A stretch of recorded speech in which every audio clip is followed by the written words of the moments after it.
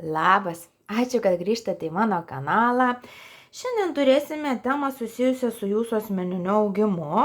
Panagrinėsime šiek tiek ir psichologinių, emocinių, dvasinių aspektų. Galite tiesiog galbūt pasigalvoti apie tam tikrą situaciją jūsų gyvenime, kur jaučiate, kur vis stringate, kur galbūt kaip akmenukas bate vis kartais pajaučiate ją. Ir pabandysime išsiaiškinti, kaipgi būtų galima jums padėti, kad tas akmenukas jisai nebetrukdytų ir geriausia, kad jo iš viso nebebūtų. Taigi, pasirinkite vieną iš 3 variantų. Pirmasis variantas šiandien yra žalios spalvos motyvas ir korta ribos. Antrasis variantas yra rožinė spalva ir korta yra meilė sau. Ir trečiasis variantas yra mėlyna spalva ir korta yra užuojauta. Taigi pasirinkite ir keliaukite į tą laiką, kuriuo kalbu jūsų grupiai. Iki. Dar kartą labas tie, kas pasirinko žaliąją spalvą ir korta jūsų yra ribos. Jau turim stiprų suflerį apie tai, kad bus kalbama apie jūsų gebėjimą gyvenime pasidaryti tai, ką norite, gyvenime pasiekti tai, ką norite, gyvenime apginti savo interesus, užtikrinti juos ir turbūt, nebijoti nusibrėžti tas asmeninės, fizinės, dvasinės ribas, kurių reikia, kad būtumėt patenkintas, ramus, laimingas, sveikas ir saugus, ar ne? Tai pasižiūrime, ką kortos daugiau gali pasakyti apie jūsų reikalus. Panagrinėkim. Taip, išsitraukim porą šitų kortų.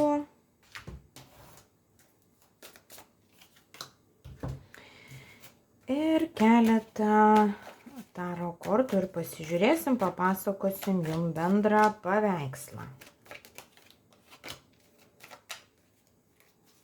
Girdžiu, noras būti geru, noras patikti, noras neužkliūti, noras įtikti, noras pateisinti kitų lūkesčius. Tai va, visas šitas noras yra tas, kas turbūt stabdo jūs visų pirma nuo geros savijautos, nes gali būti, kad jaučiatės pavargę, taip vis bandydami visiems įtikti ir patikti, išdalinat savo energiją nenaudingais tikslais.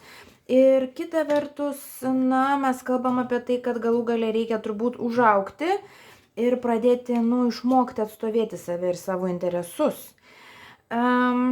Įdomi žinutė, turime kibirą, turime vyrą ir šitoje žinutė parašyta, kad laikas išeiti iš tam tikros situacijos ir turime vyrą. Tai dalį iš jūsų tai yra labai, svarbi grupė, kam galbūt tai yra santykiai, santykių klausimai, romantiniai santykiai.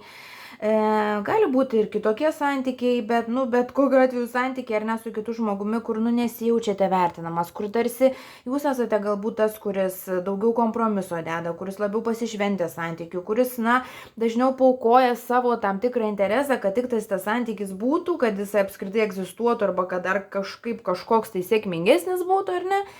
Bet išsipylęs kibiras rodo, kad nelabai jūs gaunate atgal. Tai irgi mes grįžtame prie ribų. Laikas išmokti brėžti ribas ir išmokti pasakyti, ar tai būtų partneris, ar tai būtų draugas, ar šeimos narys, ar kolega, ar vadovas gal net, ar ne. Kad jūs nesijaučiat gerai ir jums aiškiai žinutė panašu, kad tas ribų brėžimas lenkia į tai, kad jūs iš tos situacijos save turėsite anksčiau ar vėliau išimti, nes turbūt tas žmogus, apie kurį mes kalbam ir tie santykiai, nėra tam, kad jie pasiliktų iki gyvenimo galo jūsų gyvenimo, yra tam, kad jūs išmoktumėt pamokas ir viena iš gražiausių pamokų ir yra, kad išmoktumėt save mylėti, gerbti ir išmoktumėt brėžti savo ribas, net jeigu rizikuotumėt prarasti tam tikrą ryšį, vis tiek jūsų visuotinė gerovė šiuo atveju yra daug svarbiau ir daug naudingiau jums, negu išlaikyti tą ryšį, kuris toksai, ant klaustuko yra. Ir turime dubenį, kas kalba apie gerybės, apie materialinės gerybės. Ir jūsų atveju, manau, tai taip pat kalba ir apie emocinės ir dvasinės gerybės, tai yra mūsų savijauta, mūsų laimė, mūsų džiaugsmą. Turim išsipylusi kibirą ir turim kartu pilną dubenį. Reiškia, kad kai jūs tik išmokstat brėžti ribas savo gyvenime, iš tos vietos, kur tuščia, kur negaunate gražos, pradedu jums skristi bendravimas, dėmesys, meilė, šiluma, tie dalykai, ar ne, kurių jūs iš tikrųjų norite. Tai patarimas vis tik tais būtų, aišku, visų pirma, dirbti su savo baimėmis, nes gali būti, kad jūs save laikote baimėse, bijojime prarasti kažką, kas pats savaime galbūt net nėra toks kažkoks ypatingas dalykas, Bet pats tas faktas, kad jūs prarasit, vėlgi gali reikšti, kad tada pradėsite apie save blogiau galvoti, kad nusivilsite savimi ar panašiai. Bet čia ne apie tai kalba eina apie tai, kad panašu jūs mokotės labai gražią pamoką, vertinti save, statyti save į savo gyvenimo prioritetą. Kai tą išmokstat, santykiai nebeturi tada priežasties jūsų gyvenime ir naudos ir natūraliai gaunasi, kad iš tų santykių išeinate. Nu, pasižiūrime, ką dar kortos rodo. Jaučiu naują meilę, naują santykį, tai grįžtam prie romantinių santykių vis tik tais, kad taip, kad jūsų gyvenimą ateina, jeigu šiuo metu esat santykiuose ir tie santykiai nėra kokie ir gal labiau ir prasti ir jūs tą jaučiat, patarimas būtų vis tik tais turbūt pasukti skirtingais keliais, nes turim naują meilę, naują aistrą, naują tokį pavasarį jūsų širdyje. Bet jisai neteis, jeigu jūs laikysitės, užsikabinę tų dalykų, kurie yra.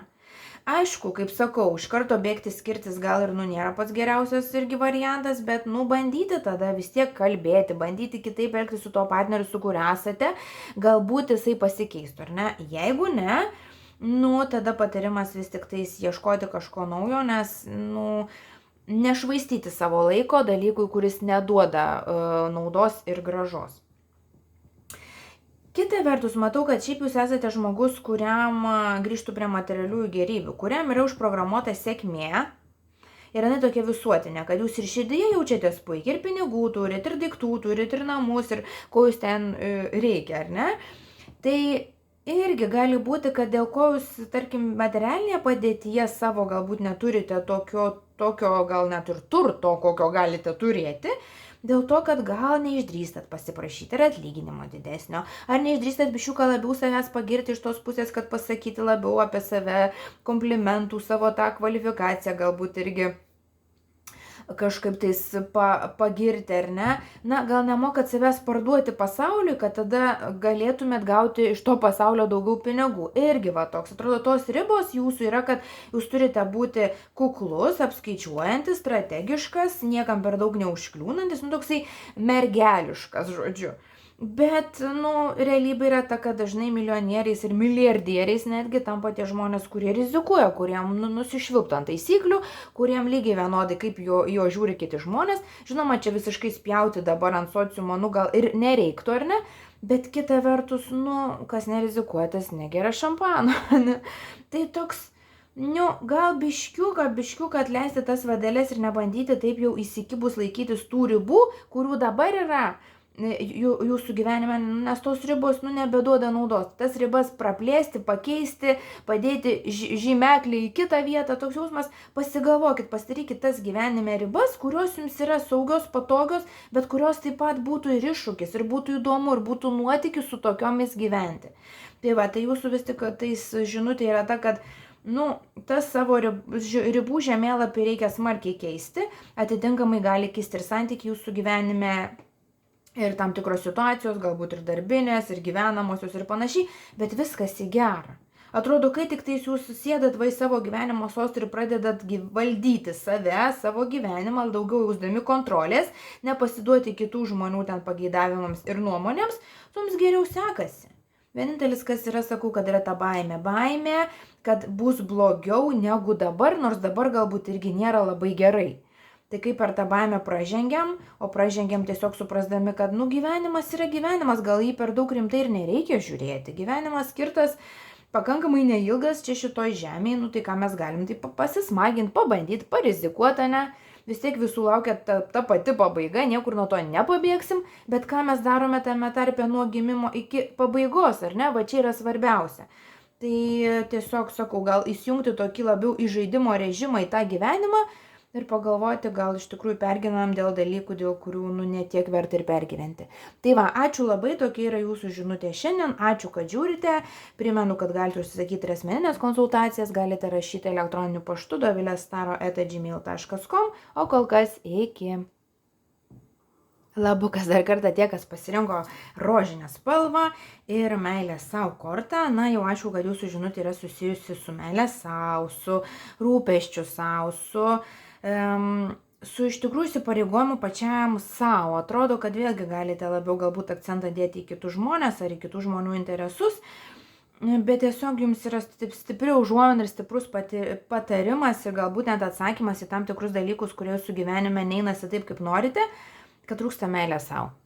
Kai trūksta meilės savo, mes tada arba save nuvertinam, arba savęs neįvertinam, gal net ir pervertinam kartais, nematom savęs adekvačiai ir natūraliai, tada atsiranda realybės iškraipimai ir, žodžiu, gyvenimas gali truputį nuvažiuoti nuo bėgių. Kai mes mylime save besąlygiškai, reiškia matome savo ir trūkumus, ir privalumus, bet tie trūkumai tada nėra pasiteisinimas, kad kažko tais neturėtumėm ar ne, ar nedarytumėm.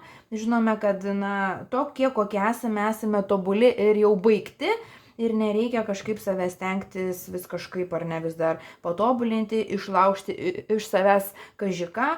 Toks jausmas, grinai, dabar kalbu ir kad jums tiesiog reikia priimti, nustoti suktis, galbūt kaip peliai rate, vis bandyti kažką vis naujo pasiekti, vis įrodyti, kad jūs galit, kad jūs geras, kad jūs puikus.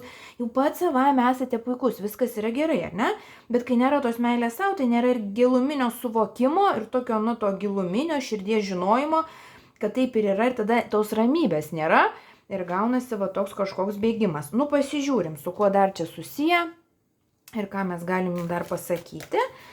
Taip, tai dabar ištraukim kelias kortas, 3 gal ištraukim iš čia ir tada kelias iš taro kortų kaladės, pasižiūrėkim. O, puikiai 5. Gerai, žiūrime, su kuo susiję yra. Turime povą, išdidumas, pasitikėjimas savimi, gal net ir pasipuikavimas. Ir tinka, matot. Jo, čia yra susijęs su jūsų savivertė, kad kažkaip nelabai laikote save vertingu ar net vertu galbūt tų komplimentų, kuriuos ir gaunate iš žmonių. Tikiu, kad šiaip jūs pastebi ir kad pasako jums gražius žodžius, bet jūs ne visada atkreipia dėmesį, gal esate iš tų žmonių, kur gaunat komplimentą ir ai, tai čia nieko, čia kai sako, kai pasako moteriai, kad kaip tau tinka šita suknelė, tai jinai sako, ai, tai čia sena, čia ištraukiau spintos, ai, čia nieko, čia ta suknelė. Tai iš tos serijos. Arba kaip tik tada kartais galbūt tos komplimentus pervertinat ir tada jau bandot juos gauti visaip iš visur, bet tada irgi jie negauna tos prasmės ir irgi negali ateis pasidžiaugti. Tai toks tarp išdidumo, pasipuikavimo ir tarp savęs nusivertinimo. Tai arba čia tiesiog galbūt 2 žmonių grupėm, arba tai yra žmonės, kurie savyje turi ir to, ir to. Tai toks. Taip pat turime kuoką, kas kalba apie tai, kad jaučiat kažkokią grėsmę gyvenime, kad liktais galvojat, kad gyvenimas iš prigimties yra tarsi nusiteikęs prieš jūs, kad gimsti ir reikia viską daryti, kad išgyventum, kad pasisektų, kad užsidirbtum pinigų, kad būtum laimingas meilėj, kad reikia, žodžiu, užsidirbti viską. Priešingai, kas turbūt yra labiau tiesa, kad tiesiog mes gimstam, gaunam tas sąlygas, kurias gaunam. Ir jeigu per daug, nebandom ten priešintis, kam yra, tai dažniausiai gyvenimas ir atveda mus ten, kur mes turim būti ir kur esam laimingi. Ir kad gyvenime, dažniausiai daug mažiau pastangų reikia, daug mažiau kraujo ir prakaito ir ašarų lieti, negu mes tą darom. Dėl to, kad, ir iš kultūros, ir iš mūsų senolių mąstymo, reikia gyvenime dirbti arti, ar ne? Ir panašu, kad tas mąstymas jums irgi nebeduoda naudos, nes jūs dirbat arėt, tačiau naudos kažkokios ypatingos gal iš to nėra. Tai patarimas keisti tada taktiką. Jeigu viena taktika neduoda rezultatų, pakeisti ir turbūt ramiau, labiau atsipalaidavę. Dėl to ir turim saikingumo kortą, ramybės kortą, kad ir šita labai užtikrinta karalienė, tokia biški pikčiurna, bet jin turi savo nuomonę ir žino, ko nori, bet jin irgi, pakankamai ramiai dairosi, žiūri, jinai kažkur nelėkia, ar ne? Kad ir šita karieta nėra arkliai ten žiauriai lekiantys ar ne, ar kažkaip ten, jie normaliai ristelė į savo tikslą. Tai toks, jūs tarsi ir ragina čiučiut sustoti, kad jūs darysite lėtesniais tempais arba tiesiog galbūt, sakyčiau, net ne lėtesniais tempais, bet labiau optimizuosite savo procesus. Tai nebus, kad jūs nepasieksite rezultato ar nepadarysite to, ką norite padaryti. Tiesiog tas, sakau, toksai sukimasis tame pačiame be rezultato, jis jau nebėra gerai, reikia pradėti keistis. Ir vėlgi mes turime vaikus, kurie tiesiog žaidžia, kurie smaginasi. Gyvenimas yra žaidimas. Tai ir pagalvoti, kaip jūs tą žaidimą norit žaisti. Ar jūs ten žaidžia tą žaidimą, kur reikia šaudyti priešus ir pastoviai dairytis ar ne? Ar esat saugus, ar jūs žaidžiat gyvenimą, kokius ten simsus ar kažką. Toks, skiriasi, ar ne? Pasižiūrim, ką dar šitą kažkodėl iki šiol netversta korta. Taip, šuniukas ir apie draugas iš toli. Man šitą kortą simbolizuoja tai, kad galbūt jums irgi būtų visai nieko pakeisti aplinką su žmonėmis, su kuriais bendraujat. Galbūt jūsų draugai, šeima, galbūt irgi yra iš tokių, kurie labiau gal net skatina ar įgalina jūs ir palaiko jūs tęsti tą savo gyvenimo ritmą.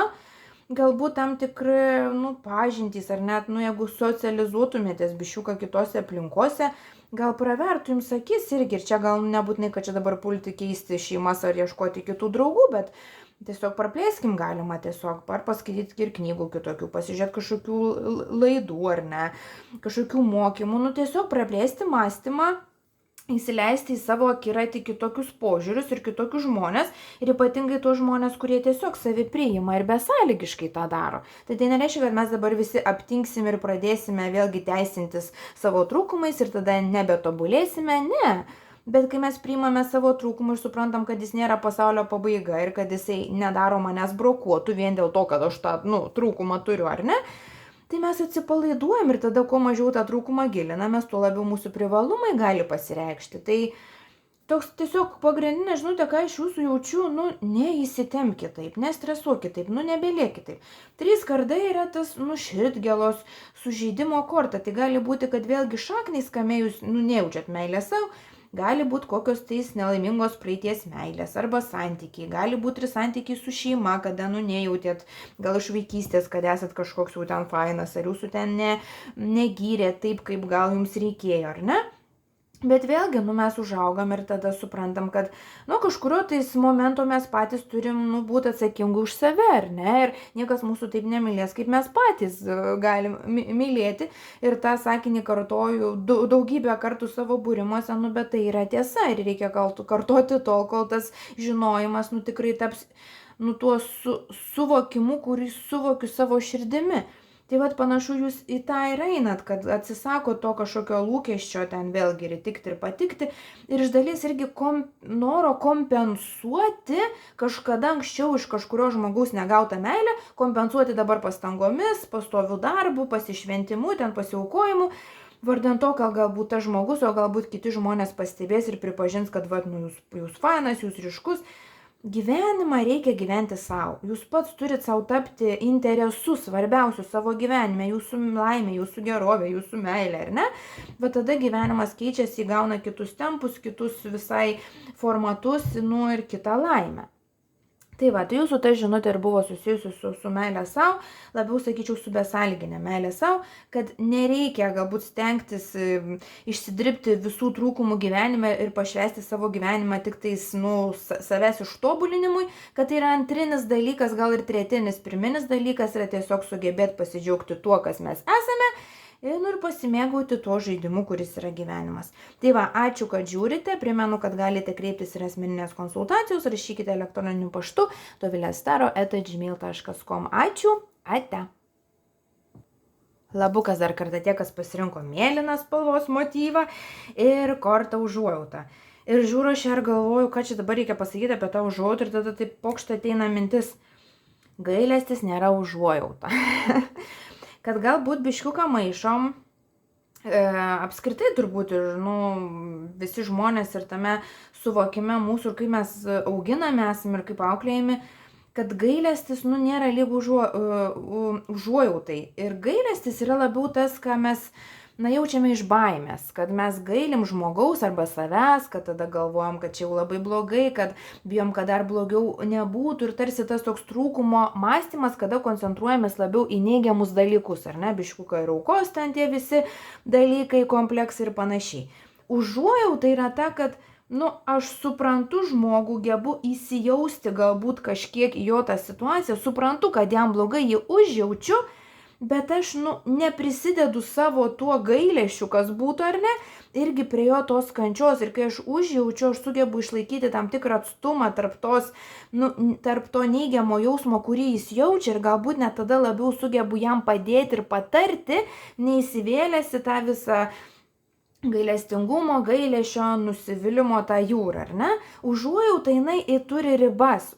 Mes galime mylėti ir užjausti, bet tada reiškia, kad mes galime ir padėti, ar ne? Kai mes žmogaus iš esmės gailime nelabai nei ten meilės gali būti tame gailestyje, nu ir nelabai tada galim ir padėti jam. Tai čia galbūt tiek apie santykių su pačiu savimi, tiek ir tai liečia santykių su kitais. Nu, pasižiūrėkim, pirminė mintis buvo tokia, bet dabar pasižiūrėkime, ką dar, apie ką čia mums nori pasakyti, su kuo čia susiję.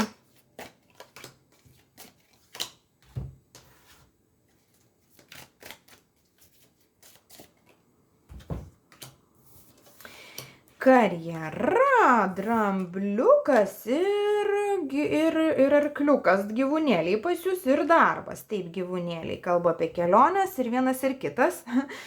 Apie keliones emocinės, psichinės, psichologinės gali būti ir aišku tikros kelionės, bet visgi man čia toks jausmas, kad jūs gyvenime esat labai gražioj kelioniai.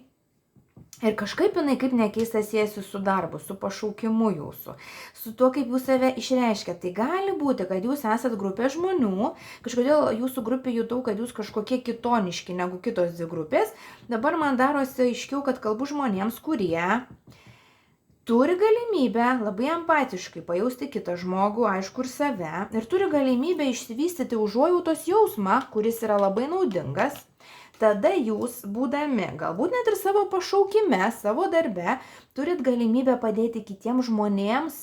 Irgi turbūt gal net ir gali dirbti psichologinį darbą, galbūt dvasiniai kažkokie vėlgi guru, ar ne, galite būti, kurie padeda žmogui ir jį praveda, tą, psichologinę, emocinę, dvasinę kelionę, ar ne, va tarsi vedliai, kurie padeda. Dėl to, kad jūs labai esate empatiški, labai jautrus, bet matyt padirbėję su savim jūs galite išmokti, o gal jau ir mokate, nepasiduoti, kaip sakiau, tai liūdesio jūrai, ar ne, ir nepaskesti kito žmogaus ar savo skausme, bet sugebat išlaikyti tą atstumą su meile, kad tada sugebat padėti savo ir kitam. Vis tik tais to šaltas protas veikia ir ta užuojauta, jinai, pas jūs labai, labai gerai gali padėti ir suteikti naudos tiek jums, tiek kitiems žmonėms. Labai faina, labai jūs faina grupė. Džiaugiuosi, kad žiūrit mane, pasižiūrim, ar jūs tą darot ar nedarot, ar jums patarimas čia kažkaip dabar eiti tuo keliu.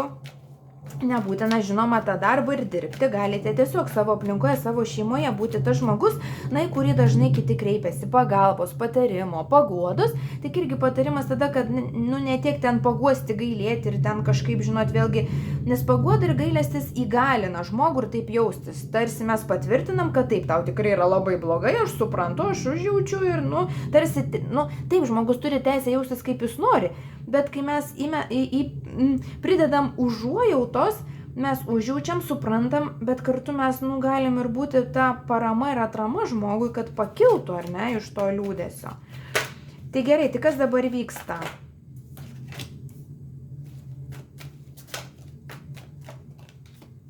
Man svarbu, ar tai gali būti jūsų darbas, pašaukimas, karjera, nes labai turim karjeros kortą, tai man dabar prašau kortos į tą. Gerai, atsakykit klausimą. Jo. Taip, panašu, kad tai nėra jūsų ta karjera, kurią jūs pasirinkot iš pat pradžių. Galite iš pat pradžių nuo jaunystės ten būti pasirinkę kokią ten labai jau, gerbtiną, ir net ten gal labiau tradiciškesnę karjeros kryptį. Pavyzdžiui, kaip ir aš pasirinkau būti teisininkė, o po to po 7 metų darbo teisinio supratau, kad visai noriu skaityti kortas ir irgi padėti žmonėm. Tai vat kažkas iš tos irgi operos, nes mes turime maždaug žinot jūsų profesinio gyvenimo, taip jūs paaugat, jums kokie 25 iki 30 ir tada apie 30 galbūt turime lūžį, kada suprantat, tai gal aš visai nenoriu tą, ką dirbu, gal man ten anksčiau buvo gerai, dabar ne. Ir dėl to mes ir turim daug tų kelionių elementų, kada jūs nueinat savo karjeroje, iš tikrųjų labai didelius žingsnius iš tos pusės tarp kraštutinumų. Gali būti, pavyzdžiui, teisė taro kortos, ar ten kokia nors gydytojas, o tada, jisai patampa kokio nors dvasinių guru, ar ne. Pavyzdžiui, ar ne, arba ten žmogus buvo ten buhalteris ir tada jis pradeda piešti, kurti kūrinius, kad žmonės žiūri ir sveiksta vien tik tais pasižiūrėję į tuos piešinius. Kažkas tais tokio. Ir panašu, kad, sakau, apie gal 30 metų, gal 33 ir ateina tas lūžis, gal jis jau ir buvo, gal dar bus, o gal dabar yra, Kada suprantat, kad gyvenime nereikia blaškytis, nereikia laikyti savęs tarp kažkokių dviejų elementų, kad jūs pilnai galite pasirinkti ir tas jūsų hobis, tas jūsų širdies šauksmas, talentas, jisai gali tapti jūsų karjera. Kad nėra galbūt naudinga bandyti išlaikyti tarsi vieną koją ten, kitą koją ten, kad aš ten pasiliksiu ir kažkokį stabilų darbą tradicinį, kad gaučiau stabilės pajamas, pagarbą visuomeniai, statusą ir tada savo tyliai ramiai užsiminėsiu ten savo hobių. Ne, jūs galite pilnom 2 ar 4 kojom į tą savo hobį, ta prasme, pasinerti ir iš ten galite gauti pinigų ir pripažinimą ir šlovę ir kas svarbiausia, galite netgi, padėti kitiems žmonėms. Tai jūsų tas būrimas toks iš tikrųjų, jis labai įdomus ir gal kitoks biščiuką negu kitos 2 grupės, bet iš tos pusės, kad ką aš jums galiu patarti arba kažkokią, tai jeigu situaciją turit savo gyvenime, tai turbūt yra susijęs su darbu, su karjera, kad nelabai apsisprendžiate, ką čia daryti. Ir matyt raktas, čia šituo atveju yra užuojauta pačiam savo ir iš kitos pusės pagarba pačiam savo. Kad jūs save, turit gerbti ir užjausti ir nesiplėšyti ir nekankinti. Ir jeigu jūs jaučiat, kad jums blogai yra kažkuriam darbe, kur, nesijaučiat visiškai realizavęsis, pilnai galite rinktis darbą, kur galite jaustis kuo puikiausiai. Tai ar jūs save užjaučiat, ar jūs save palaikot, ar jūs save suprantat, ar jūs pakankamai įsijaučiat į patį save, kad suprastumėt, ko norite, čia yra klausimas. Ir jeigu tas sunkiai gaunasi, tai patarimas būtų per atsipalaidavimą, vėlgi per pasimėgavimą gyvenimo, gal per daug sureikšmina tam tikrus dalykus, gal per daug buitiniai ten tie visi struktūriniai, finansiniai dalykai dabar yra svarbu arba buvo svarbu, kaip tik patarimas būtų šiek tiek atleisti vadeles. Jums su pinigais panašu, kad stabiliai, tų pinigų kažkaip gyvenime, čia kažkokios bėdinystės pas jūs nematau, tų pinigų stabiliai gali daugėti, bet tiesiog yra tai, kad pinigų kiekis yra labai sujungtas su tuo, ar jums patinka darbas ar ne. Tai ir kuo jūs labiau atsipalaiduot, kuo labiau žiūrite tai, koks darbas jums patinka ir kelia džiaugsmą, tuo daugiau ir gaunat pinigų gyvenime ir tada viskas tvarkosi ir kažkaip gyvenimas gražėja. Tai tiesiog pas ką dar tas neatėjo pokytis, turiu įtarimą, kad pasieksite netradicinės karjeros keliu, bet būsit labai laimingas ir toje srityje galėsit plėstis ir kvalifikaciją kelti ir kažkokias paslaugas siūlyti ir vienas ir kitas. Toks atrodo, esat vienas žmogus, bet tų talentų turite kelis ir rasite būdą, kaip juos vis tik tais suvesti į vieną dalyką, kuris panašu, kad pasiliks su jumis iki gyvenimo galo. Nes dramblys jis ištvermingas ir ilgaamžis, ir arklys taip pat irgi tos ištvermės turi.